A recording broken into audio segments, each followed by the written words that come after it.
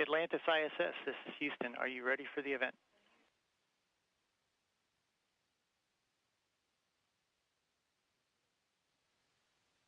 Yes, we're ready for the event.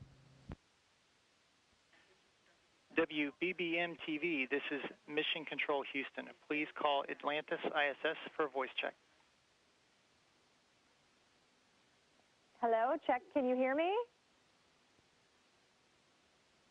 Yes, we can hear you loud and clear. How do you hear the space station? I can hear you perfectly. Wow, that's amazing. It's so good to see all of you. I want to thank you for talking to us. And I want to start by asking a question to Sandra, if possible, because we know she's from downstate Illinois. Sandra, how meaningful is it for you to be a part of this last launch? Well, you know, we were so focused on the launch, the training during most of our preparation time, I hadn't really thought about it, but I will tell you it's an honor to be a part of any shuttle crew, and this one is really special because it is the last one.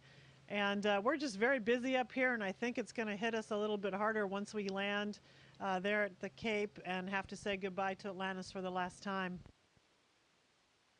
Wow, it sure is. What's next for the space program, and what is the impact for future generations without the space shuttle launches?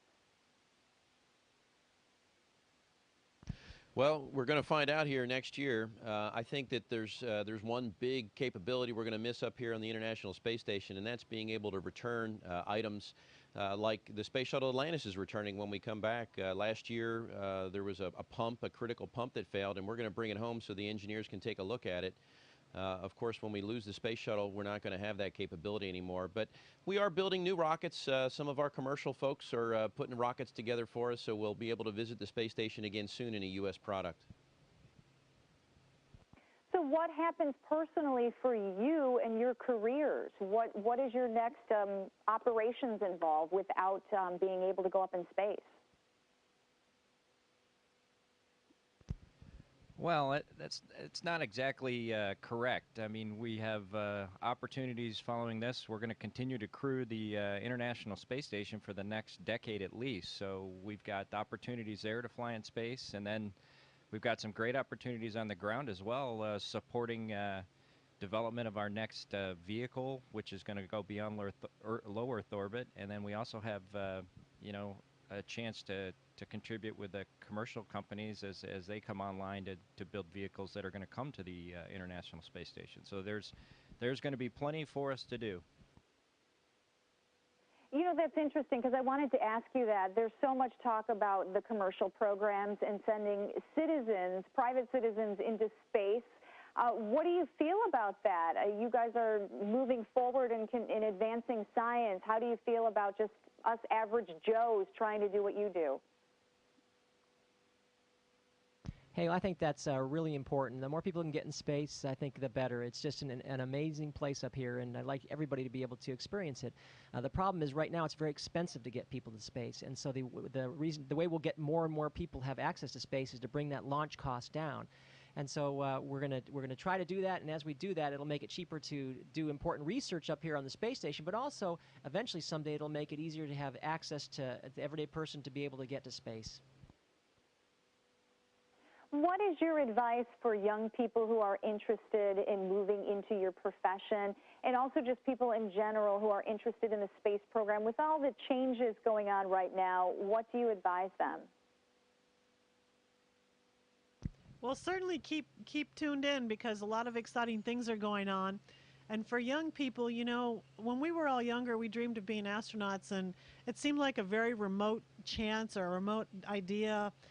But if you work really hard, you persevere, and you follow your dreams, anything can happen. And here we are, testimony to that. So I would advise any young person, whether you're interested in being an astronaut or being involved in the space program or whatever your dream is, just give it a shot. Go for it. Believe in yourself. Work hard. You can do it.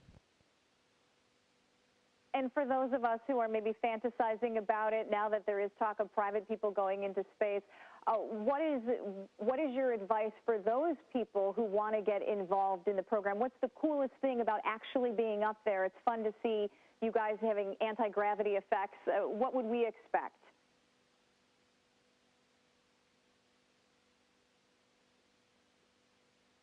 Of course, there's a lot of things to enjoy up here, and not the least of which is being able to float around. That's a sensation that very few people have experienced, and it's really kind of interesting to translate to travel between these modules, kind of like Superman. Your legs don't get a lot of use, and your arms get an awful lot of use. So you know, there's a lot of great things to look forward to, and when folks perhaps who, not just the wealthy few who have been able to travel to space commercially so far, but when the average person is going to be able to do it, it'll be more like commercial air travel. So I would see maybe 20 or 30 years in the future, we'll have commercial airlines to space, just like we have commercial airlines that go between cities in the United States now. I know Sandra mentioned before that you guys were very busy and didn't really have a lot of time to reflect, but is there anybody who's feeling particularly nostalgic or sentimental about this final journey?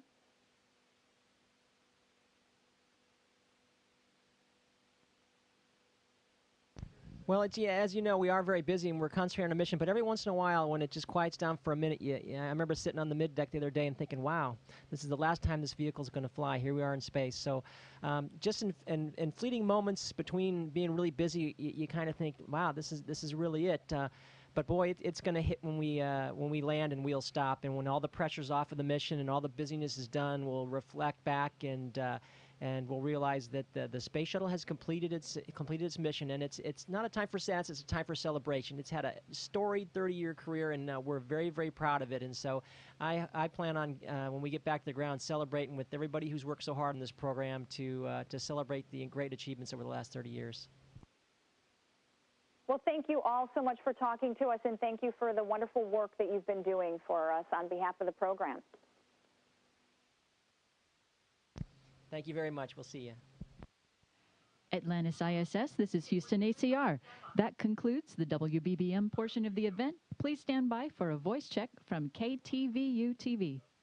Here on KTVU Morning News, it is Thursday. It's July 14th. Sounds good. Stand by. Good morning. I'm Pam Cook. Thank you for joining us. It's 6:26 right now. This is an incredible morning. Yes, it is. Because for almost a week, we've been showing you the incredible pictures of the crew members of the Space Shuttle Atlantis. Well, this morning, Pam and I have the privilege of talking to the shuttle crew live about their historic mission. Atlantis ISS, this is KTVU TV. Can you hear us? Yes, Space Station reads you loud and clear. How do you copy us? Copy that. We hear you. Good morning, gentlemen. Thank you, and ma'am, for joining us this morning. Tell us, okay, we've been talking about the barbecued chicken and the beans. What is, it's called thermostabilized. Tell us about the food. How does it look? How does it taste? Actually, the food's pretty good. Some of it is sort of in the form of meals ready to eat that the military has, where it's a pouch, you just heat it up and you eat it. The thermostabilized is in a dehydrated sort of form. As well, it comes in that form. You just add water, put it in the oven, and heat it up, and that's good to go as well.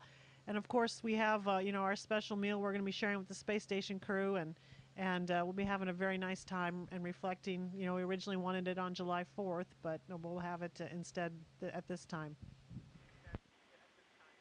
Well, just an observation, the four of you look terrific up there in space. We're so happy to be able to talk to you. But this is also the end of the shuttle mission. What are your thoughts now? The average person doesn't get a chance to talk to the space shuttle crew. You're winding down. This is the end of the shuttle mission. What are your emotions?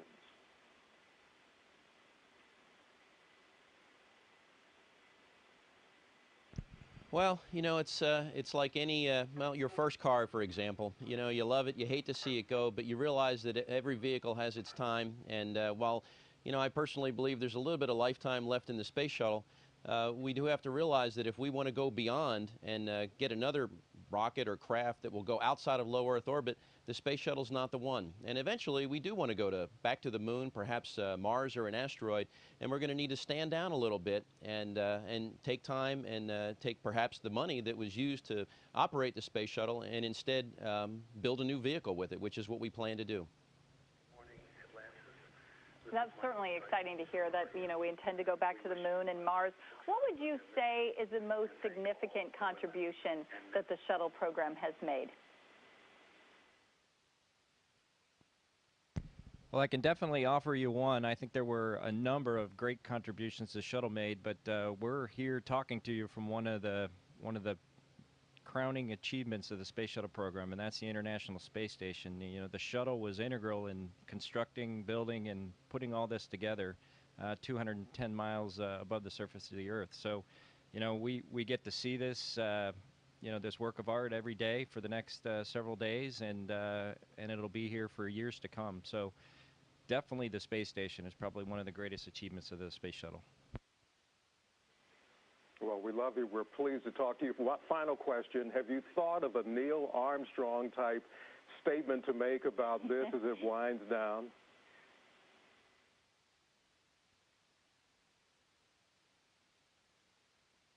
Well, you know, it's funny you should mention that because if we launched on time on July 8th, our original landing was supposed to be July 20th, which of course is the anniversary of Neil Armstrong's landing on the moon.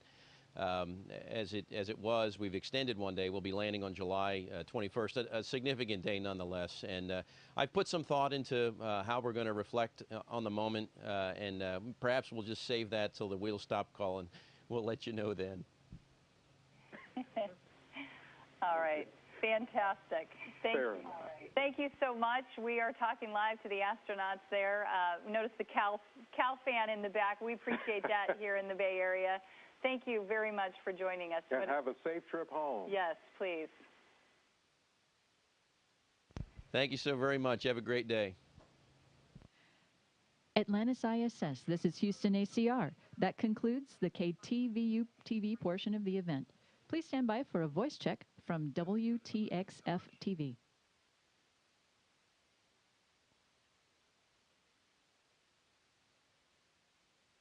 Let's go to space. What do you say? Let's do it. All right, here we go. The astronauts of the shuttle Atlantis are making history right now on the shuttle's last mission in space. You know that. And they are about to join us live. In fact, I think we have them at the International Space Station. And there they are. Hey. Just floating there. Hi, welcome to Philadelphia. Hey, it's great to be here in my hometown of Philly. How you doing? Good, that's great. Commander, we're so happy and proud of you. Now, we may talk to the rest of the crew, too, but we're going to concentrate on Commander Ferguson here. But we'll get to everybody eventually. I'm trying to look at you and look at their hair sticking straight up. That's Specialist Magnus, Sandy Magnus. So, Chris Ferguson, when did you first get involved in space? Oh, even better. That's awesome. You know, Philly's own Will Smith's kid. What's the name of her song? I whip my hair back and forth. I whip my hair back and forth. That's the first time we've seen somebody whip their hair back and forth from space. Anyway, Commander Ferguson, when did you first have the dream of going to space from living in Philadelphia? Oh, I grew up in the Northeast there. I went to St. Martha's grade school, Archbishop Bryan High School, and I think it was somewhere in there. I had some real motivational teachers who got me interested in science and taught me a little bit about aviation. I thought, well, you know, maybe I'd like to fly airplanes someday. One thing led to another. I always had a fascination with the early astronauts in the Apollo program, and you know, lo and behold, you just put your nose to the grindstone and you keep your dreams alive, and you end up in interesting places someday. I'm telling you, I've done a lot of these interviews, well, a few of them from space. The technology now is amazing. The picture, guys, you look like you're in a studio, maybe in Omaha, Nebraska or something. The shot is so clear. Is this a hoax? Are you really in space still? See the hair? I don't know. We're going to have to do something for you. Yeah. I want to do it. I know. Oh, yeah, I can do that. Watch this.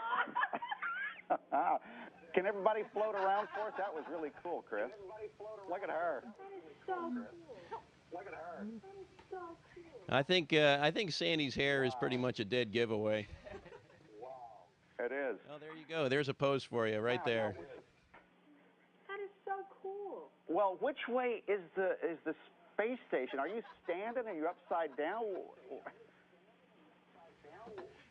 Actually, we're in the Japanese module right now. This is one of several modules. The space station is really, it's an incredibly large vehicle. It's weighs over 1 million pounds right now. And, you know, if you have one of the unique opportunities like we have to, you know, be 1,000 feet below and look up at this tremendous vehicle. It's just awe-inspiring. It's hard to believe that mankind has built this, and we get to live in it for a couple weeks. It's great. You know, every now and then you can see the space shuttle go over Philadelphia. What are you looking at right now? Like, for instance, right now, where are you floating? We're actually, like I said, we're floating in the Japanese module, which is one of the wings that sits off the side of the space station. Of course, it's a series of tubes that stick together. But when you see the space station fly over, it's a very bright light. What you're usually seeing is the reflection off the large solar arrays that are about 300 feet long. So that's what you typically see. Yeah. So where is the space station right now over the Earth? Wow, that's a real good question. We actually have this real neat computer application that tells us where we are in the world, because sometimes just by looking out the window you can't tell. But right now we don't have it up, so honest to goodness, we can't tell you where we are over the Earth. But if we went to a window, we could find out. Well, listen to this. I've been told you're over the Northeast Atlantic. You're just west of England. Oh, European pass. Fantastic. You know, Rex here is just an expert in geography, and all he has to go down to the cupola, which is kind of like a fishbowl, if you will, to allow us to look out the bottom of the space station. And Rex can usually pick out exactly where we are at any given moment. That's kind of cool. Oh, say, did you take any tasty cakes up there? And if you did, which one do you like? You know, first thing we're going to do is maybe get Sandy to go back and open one of these windows behind us. We'll let you look out the window a little bit. Did I take any tasty cakes? Unfortunately, no. But believe me, I am a lifelong fan of tasty cakes. Okay, now we have some video of you folks eating breakfast. What did you have for breakfast? I'll tell you what, let me pass the microphone around a little bit. This is Doug Hurley, the pilot. Let's talk to him. He'll let you know. Let's see. I had oatmeal with brown sugar this morning, and I think somebody else had eggs, and I don't remember what Rex had. A sausage patty. And a sausage patty. So, you know, pretty good hearty breakfast. No, we don't. A lot of our meals are kind of, you know, similar to military meals ready to eat, so they're in pouches or bags, and some of them you have to add water to, and we have a small oven in the shuttle where we can heat things up, both, you know, food, and we can get hot or cold water out of the dispenser right above it. So it's a pretty nice setup, and the food is really, really good. Sandy, your face is turning red. Is that the blood running for rushing to your head? And what are you looking out behind? What's out the window? A lot of water. Most of the time when you look out the window up here, there's just a lot of water, and occasionally you'll go over a continent. You know, it only takes us 90 minutes to go around the world, and so we get a sunset and a sunrise about every 45 minutes. When you're over the Sahara, it's very, very dramatic. There's a lot of browns and oranges and tans and beiges. It's really beautiful. The Caribbean is really beautiful. But right now we just see a lot of water out the window. Yeah. You know, as Bette Miller once said, from a distance. Oh, no, I won't sing. So I always wondered what you wear. But we've had some people tweet us this morning, want to know. By the way, congratulations, they say, to Commander Ferguson. We're all proud of you. Everybody who ever went to Archbishop Ryan High School. So that's one thing. I'm not going to ask this, but they always ask you, how do you go to the bathroom and stuff like that. You want to know? Yes. My co-anchor, Chanel Marie Jones, wants to know, how do you go to the bathroom? How do you? Do you go in the suits? Let's just say it involves airflow rather than gravity. I will just leave it at that. Oh, no. It relies on a gentle little breeze. Thank you all very much. Well, we didn't talk to Rex. All right. Thank you all very much, and congratulations, especially to our commander, Chris Ferguson from We're proud Philly. of you. Hello to my family and friends in Philadelphia. Drexel University, Archbishop Ryan. Go Philly. That's right. Did you just hear that? Yeah. Can I tell you, I'm not even kidding. This makes me want to go back to school and do something with my life. Atlantis ISS, this is Houston Thanks so much, ACR. folks. Have a great day. Thank you. That concludes the event. Thank you, WBBM TV, KTVU TV, and WTXF TV. Atlantis ISS, we are now resuming operational audio communications.